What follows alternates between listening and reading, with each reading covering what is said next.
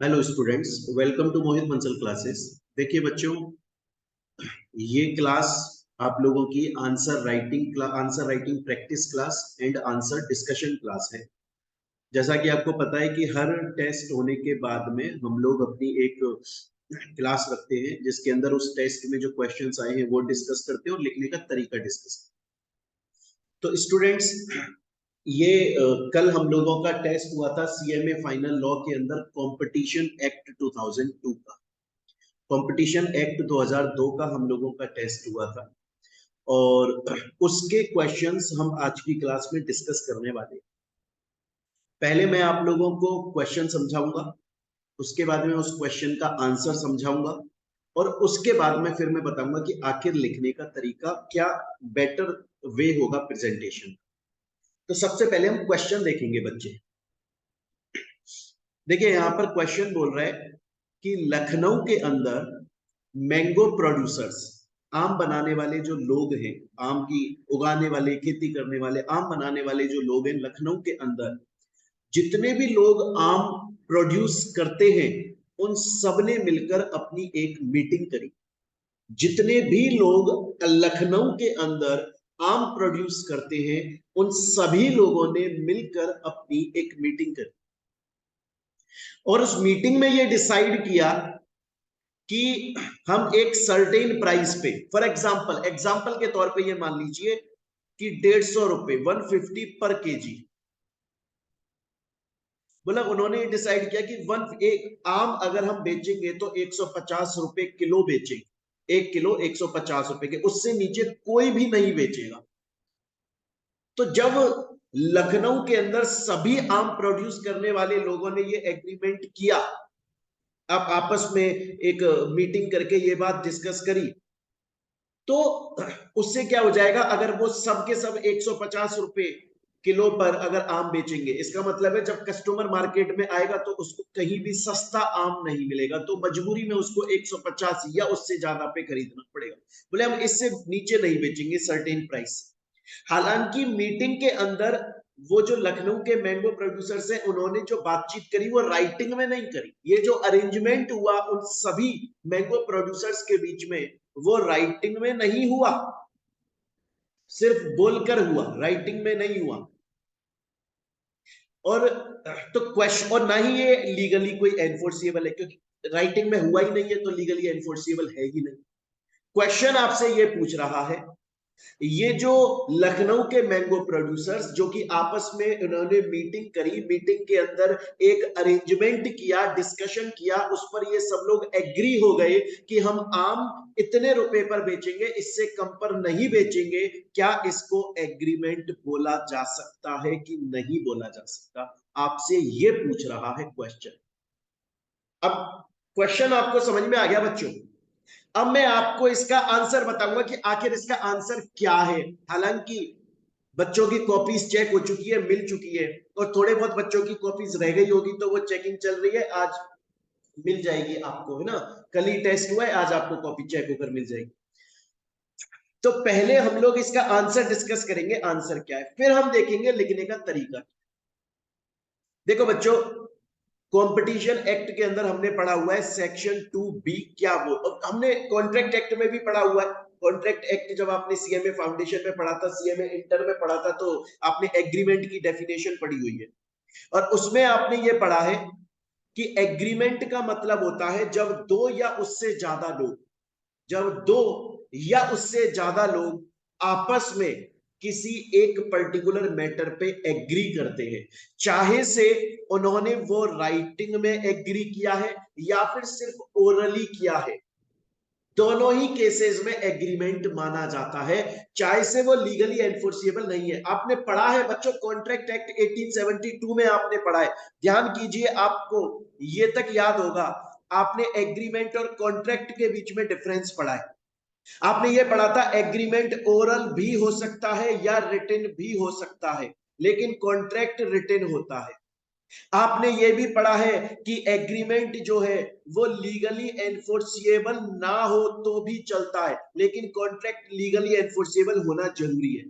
Question हमसे पूछ रहा है क्या जो लखनऊ के मैंगो प्रोड्यूसर, उन्होंने आपस में अरेंजमेंट करा और अपनी पर्सनल मीटिंग के अंदर उन्होंने इस बात पे एग्री कर लिया कि हम आम मैंगोज को इससे कम प्राइस पर नहीं बेचेंगे। क्या वो एग्रीमेंट है? जबकि उन्होंने राइटिंग में नहीं किया। अरे कोई प्रॉब्लम नहीं है यार, राइटिंग में नहीं किया तो।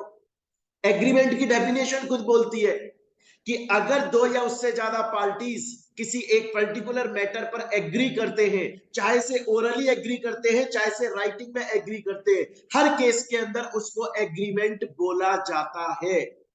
तो बच्चे, क्वेश्चन का आंसर तो हमें समझ में आ गया कि इसको क्या बोला जाएगा, एग्रीमेंट बोला जाएगा। ये क्वेश्चन का आंसर तो हमें समझ में आ गया। तो अभी तक हमें यह समझ में आया क्वेश्चन क्या है, हमें उस क्वेश्चन का आंसर समझ में आ गया। प्रीवियस ईयर में आया हुआ क्वेश्चन है ये आपके एग्जाम में, सीएमए फाइनल में। अब बात यह आती है कि सर हम इस आंसर को लिखेंगे कैसे, तरीका क्या है। तो बच्चों अब तरीका समझ लो आंसर लिखने का। मैंने आपको बहुत, इससे पहले भी अपनी आंसर राइटिंग प्रैक्टिस क्लास हो चुकी है और मैं आपको बहुत बार समझा चुका हूं बच्चों कि जब भी आप आंसर लिखोगे, जब भी आप आंसर लिखोगे तो बच्चा आपका आंसर 3 पार्ट्स में होना चाहिए। आपका जो आंसर है वो 3 पार्ट्स के अंदर होना चाहिए। इसमें पहला पार्ट कौन सा होता है? पहला पार्ट होता है लॉ, मतलब जो क्वेश्चन आपको पूछा गया है उससे रिलेटेड लॉ क्या है, कानून क्या बोलता है, मतलब मेन आंसर क्या है, वो सबसे पहले वाले पार्ट में आएगा और पॉइंट्स में। दूसरे वाले पार्ट के अंदर हम क्वेश्चन की सिचुएशन को डिस्क्राइब करते हैं और थर्ड वाले पार्ट में हम कंक्लूजन लिख देते हैं। जनरली बहुत से बच्चे क्या करते हैं, ये जो सेकंड है, जिस जो प्रेजेंट सिचुएशन है, उसको आंसर में सबसे पहले लिखते हैं और वहीं पे चेक करने वाले का दिमाग खराब हो जाता है। वो बोलता है यार जब मैंने क्वेश्चन पढ़ लिया, मुझे पता है क्या क्वेश्चन है, तो दोबारा से सबसे पहले क्वेश्चन की सिचुएशन क्यों समझा रहे हो? पहले मुझे लॉ बताओ, सबसे पहले आंसर बताओ, ताकि मुझे ये कंफर्म हो कि मुझे आपकी बाकी का आंसर पढ़ना भी है कि नहीं पढ़ना।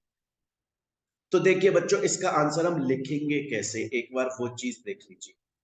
ये चीज मैं आपको बहुत बार समझा चुका हूं, अब आपको प्रैक्टिस भी होने लग गई है, वो आपके आंसर्स में दिख रहा है। हम लिखेंगे as per section 2B, agreement includes any arrangement or understanding or action in concert whether or not such agreement or action is formal or writing. चाहे से वो ओरल है, चाहे से वो राइटिंग में है, हर केस में उसे एग्रीमेंट बोला जाता है। ये तो पहला पार्ट हो गया हमारा लॉ। जब आपका एग्जामिनर आपकी कॉपी चेक करेगा और देखेगा कि यार इस बच्चे ने सबसे पहले लॉ लिखा है, इसका मतलब इसे इस क्वेश्चन का आंसर पता है, फिर वो बाकी का आंसर पढ़ने लगेगा। तो फिर हमने अब अपने सेकंड वाला जो सिचुएशन होती है उसमें हमने क्या लिख दिया, 10 अरेंजमेंट बिटवीन मैंगो प्रोड्यूसर्स, जो लखनऊ के मैंगो प्रोड्यूसर्स हैं, that mango produce by them, और उन्होंने क्या अपने साथ में एग्रीमेंट किया है कि जो वो मैंगो प्रोड्यूस करेंगे वो उससे कम प्राइस पर नहीं बेच सकते। ये सिचुएशन हो गई आपकी। और फिर फाइनल कंक्लूजन आ जाएगा आपका कि चाहे से ये लीगली एनफोर्सिएबल नहीं है, फिर भी इसको एग्रीमेंट माना जाएगा और ये इलीगल माना जाएगा, इसे और एंटी कॉम्पिटिटिव एग्रीमेंट मानते हैं सेक्शन 3 के हिसाब से। तो फिर से बोल रहा हूं, जब भी आप आंसर लिखोगे सबसे पहले आंसर में लॉ आएगा, फिर आप प्रेजेंट सिचुएशन लिखो, और प्रेजेंट सिचुएशन जरूरी नहीं है हर बार लिखनी है, स्किप भी कर सकते हो। पहले आप लॉ लिखो, फिर प्रेजेंट सिचुएशन और फिर आपका कंक्लूजन। मेन बात जो आपको याद रखनी है, आपका आंसर हमेशा पॉइंट्स में हो। जितने ज्यादा आप अपने आंसर को पॉइंट्स में प्रेजेंट करोगे उतना बेहतर आपको मार्क्स मिलेंगे। बच्चों ये हमने एक क्वेश्चन डिस्कस किया, नेक्स्ट पर चलते हैं। नेक्स्ट हमारे टेस्ट के अंदर जो क्वेश्चन था एक बार वो देखिए। वो बोल रहे हैं कि तमिलनाडु के अंदर कोकोनट प्रोड्यूसर्स हैं, तमिलनाडु के अंदर कोकोनट, नारियल बनाने वाले प्रोड्यूसर्स हैं। उन्होंने भी आप अपना एक एसोसिएशन बना लिया, उन्होंने अपना एक ग्रुप बना लिया और ग्रुप बनाकर उन्होंने नारियल की प्राइस को मैनिपुलेट करने का सोचा। जैसे कि सेम उसी तरह से मिला जुला क्वेश्चन है कि तमिलनाडु के अंदर कोकोनट प्रोड्यूसर्स ने, जितने भी कोकोनट प्रोड्यूसर है, सबने अपना ग्रुप बनाकर बोला कि यार आज के बाद में कोकोनट जो है ना वो इतनी ही प्राइस पे, कोकोनट की सप्लाई करने वाला, कोकोनट को प्रोड्यूस करने वाला, सब लोग कोकोनट से रिलेटेड जितने भी बिजनेसमैन व्यापारी हैं, चाहे से वो रॉ मटेरियल दे रहा है, चाहे से वो कोकोनट बना रहा है, चाहे से वो उसकी मार्केटिंग करके आ रहा है, डिलीवरी करके आ रहा है, सबने बोला कि यार हम प्राइस मैनिपुलेट करते हैं क्योंकि हम ही कोकोनट में डील करते हैं, लोगों को कोकोनट चाहिए तो उतनी प्राइस पे लेना पड़ेगा। जैसे एग्जांपल के तौर पे सोचो, सभी इंडिया के सीएमए फाइनल में लॉ पढ़ाने वाले टीचर्स मिलकर बोले कि यार फीस जो है ना इस लॉ सब्जेक्ट की वो इतनी होगी, अगर बच्चे को लेना है इतने पर लेगा, इससे कम पे कहीं नहीं मिलेगा। ये कार्टल होता है बच्चों, हम लोगों ने जब चैप्टर पढ़ा था मैंने आपको समझाया भी था, इसको कार्टल बोला जाता है। जब कोई भी प्रोडक्ट, उससे रिलेटेड जितने भी प्रोड्यूसर है या सप्लायर है या मार्केटर है, अगर वो मिलके ग्रुप बना लेते हैं और प्राइस को मैनिपुलेट करते हैं, जबरदस्ती में प्राइस को आगे बढ़ा दे, ऊपर कर देते हैं, उसको कार्टल बोला जाता है और ये इलीगल होता है। कंपटीशन एक्ट इसको इलीगल बोलता है। क्वेश्चन ये बोल रहा है कि तमिलनाडु के कोकोनट प्रोड्यूसर्स ने एसोसिएशन बना लिया, प्राइस को मैनिपुलेट करने लगे, क्या इसको कार्टेल बोला जाएगा कि नहीं बोला जाएगा? मैं आपको बहुत बार समझा चुका हूं आंसर हमें कैसे लिखना होता है। पहले हमें लॉ लिखना है, फिर हमें प्रेजेंट सिचुएशन, फिर हमें कंक्लूजन। देखिए बच्चों, सबसे पहले हम लिखेंगे कंपटीशन एक्ट का सेक्शन 2C ये बोलता है कि कार्टेल का मतलब होता है जब भी प्रोड्यूसर्स अपना, या तो प्रोड्यूसर्स अपना एसोसिएशन बना लेते हैं, या सेलर्स या डिस्ट्रीब्यूटर या ट्रेडर या फिर सब लोग मिलके जब अपना एक ग्रुप बना लेते हैं और वो कोशिश करते हैं, अटेम्प्ट करते हैं कि हम उस प्रोडक्ट को इतना ही प्रोड्यूस करें या इतना ही डिस्ट्रीब्यूट करें या उसकी प्राइस को बहुत ज्यादा बढ़ा दें, इसको कार्टेल बोला जाता है। इसको क्या बोला जाता है? कार्टेल बोला जाता है। तो ये तो हो गया हमारा यहां तक लॉ। फिर हमने लिखा है कि हमारे क्वेश्चन की जो सिचुएशन है उसके अंदर इस तरह का एसोसिएशन बना लिया गया है। हेंस जो एसोसिएशन बनाया है कोकोनट प्रोड्यूसर्स ने तमिलनाडु में, उसको कार्टेल की डेफिनेशन में डाला जाएगा कंपटीशन एक्ट के तहत, और वो इलीगल है, वो ऐसा गलत कर। तो एक बार बच्चों चैट पर मुझे बताओ, क्या ये दोनों क्वेश्चन आपको समझ में आए, उनका आंसर समझ में आया और आंसर लिखने का तरीका समझ में आया कि नहीं आया? एक बार जल्दी से बता दो प्यारे स्टूडेंट्स, एक बार जल्दी से चैट पर बताओ, क्या ये दोनों क्वेश्चन समझ में आए, दोनों का आंसर समझ में आया, आंसर लिखने का तरीका समझ में आया कि? क्लियर है? चलिए ठीक है, अब चलते हैं आगे बच्चे। अब बच्चे देखो, एक क्वेश्चन और आपके एग्जाम में, टेस्ट में पूछा गया था और ये पहले आ चुका है। हालांकि अगर आप देखोगे तो आपके स्टडी मटेरियल का ये क्लियरली पार्ट नहीं है, लेकिन ये एग्जाम में आ चुका है। क्वेश्चन ये पूछ रहा है कि एक कंपनी है जो कि इनिशियल पब्लिक ऑफर लेकर आ रही है, आईपीओ लेकर आ रही है पब्लिक के पास में, उसमें वो अपने इक्विटी शेयर्स इशू करेगी। क्वेश्चन ये है कि क्या शेयर्स को गुड्स माना जाता है? बच्चों ये क्लास में भी मैंने आप लोगों को पढ़ाया था कि कंपटीशन एक्ट में गुड्स की डेफिनेशन क्या होती है, दोबारा से और हम पर्टिकुलरली शेयर्स के रिगार्डिंग में अगर बात करें तो देखो सेक्शन 2I ये बोलता है कि अगर शेयर्स अलॉट हो चुके हैं, अगर शेयर्स अलॉट हो चुके हैं तो वो गुड्स की डेफिनेशन में माने जाते हैं, लेकिन अगर शेयर्स अलॉट नहीं हुए हैं तो वो गुड्स की डेफिनेशन में नहीं माने जाते। सिंपल सी बात है बच्चों, सिंपल सी बात।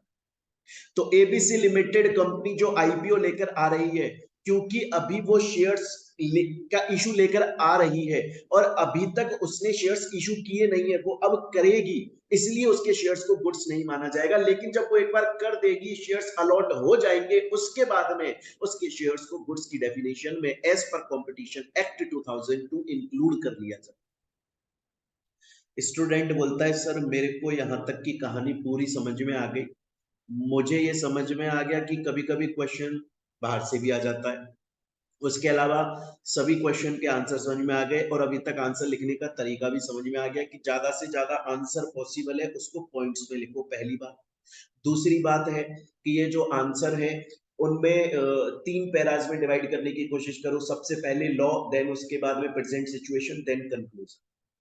देखिए बच्चों, इसके बाद में एक नेक्स्ट क्वेश्चन और हम लोगों ने टेस्ट में डिस्कस किया था, वो भी यहाँ पर देख लेते हैं। बाकी क्वेश्चन तो हमारे एमसीक्यूज थे, तो वो तो आपको मैंने आंसर शीट दे दी, आपकी आंसर कॉपी चेक हो गई है। एक बार नेक्स्ट क्वेश्चन और देखिए। ये बोल रहा है कि मैन्युफैक्चरर है इलेक्ट्रिकल गुड्स का। इलेक्ट्रिकल गुड्स का एक मैन्युफैक्चरर है, मान लो जेठालाल है, एग्जाम्पल के तौर पे मान लो जेठालाल इलेक्ट्रिकल गुड्स का मैन्युफैक्चरर है और वो अपने गुड्स किसी और को बेच रहा है, लेकिन जिसको बेच रहा है उस पर उसने कंडीशन लगा दी कि तुम इतने रुपए से ज्यादा इन इलेक्ट्रिकल गुड्स को जो मुझसे खरीदे हैं, इतने रुपए से ज्यादा पर तुम इसे रीसेल नहीं कर सकते और इतने रुपए से कम पर तुम इसे रीसेल नहीं कर सकते। क्वेश्चन ये पूछ रहा है कि अगर जेठालाल मतलब इलेक्ट्रिकल गुड्स का मैन्युफैक्चरर जिसको अपने प्रोडक्ट बेच रहा है, अगर रीसेल प्राइस पर एक लिमिट लगा रहा है कि तुम इससे ज्यादा पर या इससे कम पर नहीं बेच सकते, क्या वो रिटेल प्राइस मेंटेनेंस के अंदर इंक्लूड किया जाएगा और क्या वो एंटी कॉम्पिटिटिव एग्रीमेंट माना जाएगा कि नहीं माना जाएगा? बच्चों क्लियरली हम लोगों ने क्लास के अंदर पढ़ा हुआ है, बहुत अच्छे से एग्जाम्पल के साथ में मैंने आपको समझाया था ये बात। रिटेल प्राइस मेंटेनेंस एक तरह से प्राइस को फिक्स करने का मेथड है, तरीका है, फॉर्म है, मैनर है। रीसेल प्राइस मेंटेनेंस का मतलब होता है कि जो बंदा मतलब जेठालाल एग्जांपल के तौर पे किसी और को अपने प्रोडक्ट बेच रहा है, तो उस सामने वाले से बोल रहा है तुम इतने रुपए से ज्यादा पे या इतने रुपए से कम पे इस प्रोडक्ट को नहीं बेच सकते। मतलब वो रीसेल करने वाले प्राइस को मेंटेन करने की कोशिश कर रहा है, और इस तरह के जो एग्रीमेंट होते हैं उन्हें हम रीसेल प्राइस मेंटेनेंस एग्रीमेंट बोलते हैं, और ये एंटी कॉम्पिटिटिव एग्रीमेंट के पार्ट होते हैं और ये इलीगल माने जाते हैं, ये वॉइड होते हैं।